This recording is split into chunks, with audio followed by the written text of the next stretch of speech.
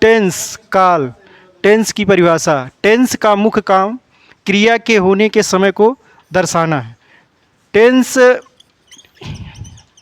Tense मुख्य रूप से 3 प्रकार का होता है। Number 1 present tense. Present tense जिसको कहते हैं हिंदी में वर्तमान काल। नंबर 2 होता है आपका पास्ट टेंस, इसका मतलब होता है हिंदी में।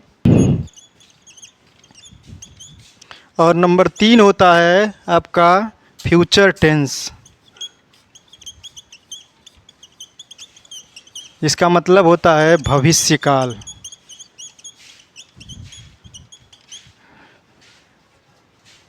अब प्रेजेंट टेंस के 4 भेद होते हैं।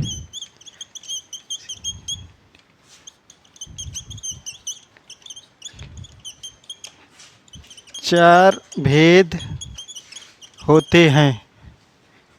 Number 1 present indefinite. मुख्य रूप से 3 प्रकार का होता है। नंबर 1 प्रेजेंट टेंस, जिसे हम हिंदी में वर्तमान काल कहते हैं। टेंस मुख्य 3 प्रकार का होता है। Number 1 present tense. Present tense का हिंदी मतलब होता है वर्तमान काल। वर्तमान काल का मतलब होता है जो समय चल रहा है उसे हम वर्तमान काल कहते हैं। दूसरा टेंस आपका है पास्ट टेंस, जिसको हम हिंदी में कहते हैं भूतकाल। भूतकाल का मतलब होता है जो बीत गया है, उस समय को हम भूतकाल कहते हैं। तीसरा टेंस आपका है फ्यूचर टेंस, जिसका हिंदी मतलब होता है भविष्यकाल। भविष्यकाल का मतलब होता है जो समय आने वाला है, जिसके बारे में हमें पता नहीं रहता है, उसे हम भविष्यकाल कहते हैं। टेंस, प्रेजेंट टेंस के 4 भाग होते हैं। 4 भाग होते हैं। नंबर 1 होता है A present indefinite, PRESENT INDEFINITE,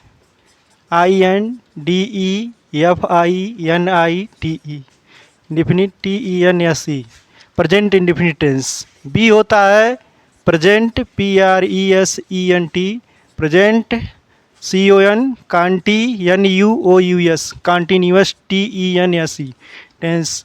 सी होता है आपका present PRESENT, present perfect tense PER, present perfect tense. D होता है आपका प्रेजेंट परफेक्ट कॉन्टीन्यूअस टेंस। अब नंबर ए आपका है present indefinite tense, PRESENT INDEFINITE, present indefinite TENSE tense. Present indefinite tense जिसका हिंदी मतलब होता है अनिश्चित वर्तमान काल। प्रेजेंट इंडेफिनिट टेंस का पहचान होता है जिस वाक्य के अंत में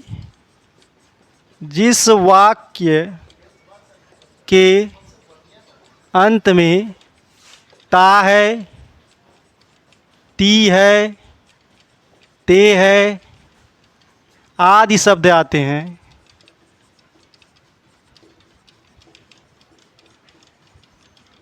वहाँ पर PRESENT present INDEFINIT indefinite TENS tense होता है।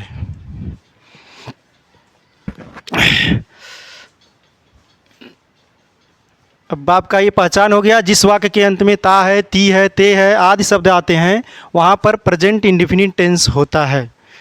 अब इसका rule number 1 affirmative sentence, AFFIRMATIVSENTENCES, इसका मतलब होता है साधारण वाक्य।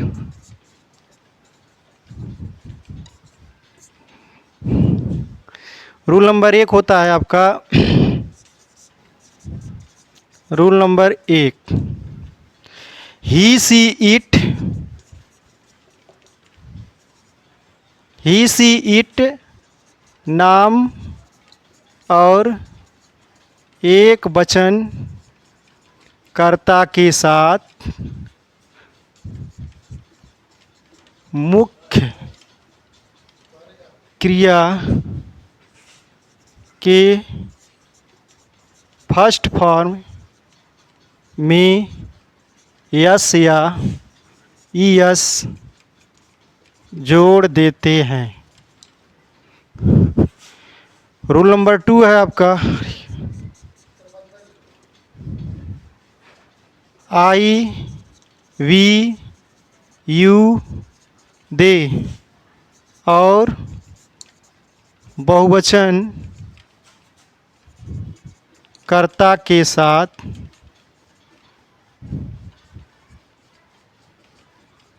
मुख्य क्रिया के फर्स्ट फॉर्म में यस या ईएस नहीं लगाते हैं। जैसे मान लीजिए वह स्कूल जाता है, वह स्कूल जाता है। इसका जब आप ट्रांसलेट बनाएंगे तो पहली बात तो इसमें ये देखेंगे कि ये कौन सा टेंस है। तो हमने पहले बताया है रूल में, पहचान में, कि जिस वाक्य के अंत में ता है, ती है, ते है आदि शब्द आते हैं वहाँ पर प्रेजेंट इंडेफिनिट टेंस होता है। जिसमें आप इस वाक्य में देख लीजिए, सीधा आपको दिखाई दे रहा है कि वह स्कूल जाता है, लास्ट में आपका ता है, इसलिए इसका मतलब यह हुआ कि यह प्रेजेंट इंडेफिनिट टेंस है। अब इसमें हम देखेंगे कर्ता क्या है। तो कर्ता में जिसके द्वारा काम किया जाता है, तो यहाँ काम वह के द्वारा किया जा रहा है, इसलिए इसमें कर्ता वह हुआ। तो इसका एक फार्मूला होता है, फर्स्ट फार्मूला इसका होता है, सबसे पहले इसमें सब्जेक्ट प्लस एम बी का मतलब होता है मेन वर्ब, मुख्य क्रिया, प्लस मुख्य क्रिया प्लस यस या ES plus object plus ETC. अब इसका जब टेंस हम बनाएंगे तो सबसे पहले इसमें हम कर्ता देखेंगे, तो सबसे पहले कर्ता इसमें वह है, तो इसलिए वह की स्पेलिंग ही होगा। उसके बाद जाना मेन वर्ब है इसमें जा। अब इसमें हम देखेंगे वाक्य में, हिंदी वाक्य में, कि वह स्कूल जाता है, तो ये कौन सा टेंस है। तो टेंस जब पहचानने के लिए हमने पहले पहचान में लिखवाया है या बताया कि जिस वाक्य के अंत में ता है, ती है, ते है आदि शब्द आते हैं वहाँ पर प्रेजेंट इंडेफिनिट टेंस होता है। और जैसा कि हमने रूल में भी बताया है कि ही सी इट और एक वचनकर्ता के साथ मुख्य क्रिया के फर्स्ट फॉर्म में यस या ईएस जोड़ देते हैं। तो यहाँ पर हम देखेंगे सबसे पहले कर्ता, तो हिंदी वाक्य में सबसे पहले कर्ता ये है जिसके द्वारा काम किया जाता है, तो यहाँ काम जो है वह के द्वारा हो रहा है, इसलिए वह कर्ता हो गया। और मेन वर्ब जो मुख्य क्रिया है वह आपका जाना है। तो जब हम इसका एक फार्मूला पे रखेंगे तो फार्मूला इसका है यस मतलब subject plus M V first form मतलब मुख्य क्रिया का फर्स्ट फॉर्म प्लस या यस या ईएस इसमें जोड़ना है, प्लस ऑब्जेक्ट मतलब कर्म और प्लस ईटीसी मतलब अन्य। तो अब इसका जब हम टेंस बनाएंगे तो सबसे पहले कर्ता ही फार्मूला पे, उसके बाद मेन वर्ब जाना का गो, और गो में हम जोड़ेंगे क्या यस या ईएस। तो इसका मतलब यह हुआ कि हम इसमें क्या जोड़ेंगे, तो हम इसमें ईएस जोड़ेंगे। अभी हम बताएंगे कि क्यों इसमें ईएस जोड़े हैं। प्लस ऑब्जेक्ट इसमें आपका गोज टू स्कूल, SCHOOL। अब इसमें नोट यह है, नोट में कि जिस मुख्य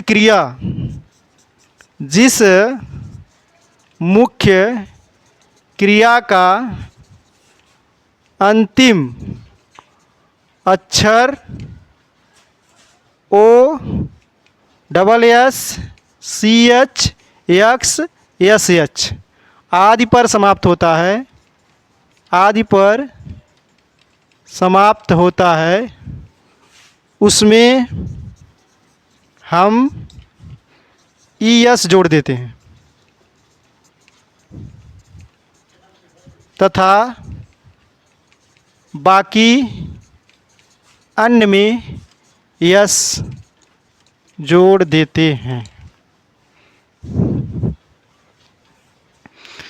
जैसे दूसरा रूल आपका था आई वी यू दे, तो उसका अगर जैसे आप समझेंगे तो जैसे मान लीजिए कि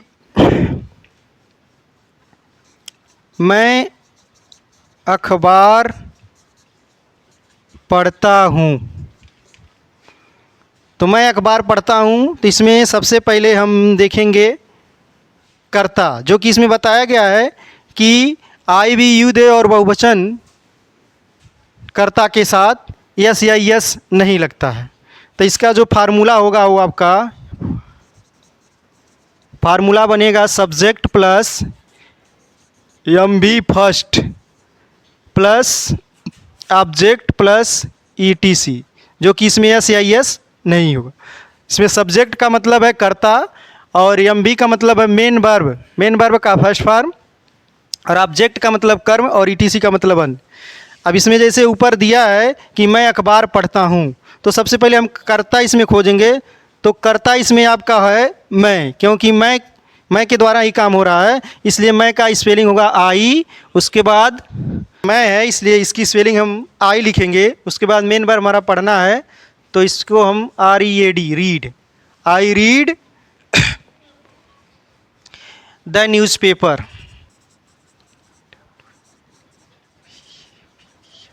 इसमें मेन वर्ब में यस या यस नहीं लगाएंगे, क्योंकि आई वी यू दे और बहुवचन कर्ता के साथ यस या यस नहीं लगाया जाता है।